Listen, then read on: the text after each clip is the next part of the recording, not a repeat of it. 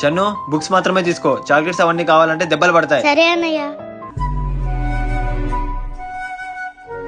అన్నా ఒక drawing book ఒక పెన్సిల్ బాక్స్ ఇవ్వండి. సరే సార్.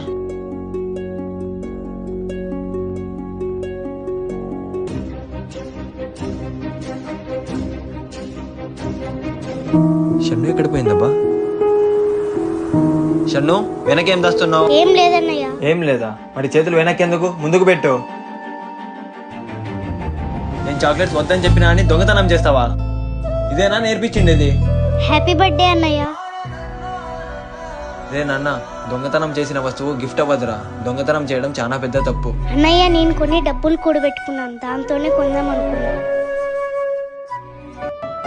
నన్ను క్షమించు నాన్న, నిన్ను తప్పుగా అర్థం చేసుకున్నా.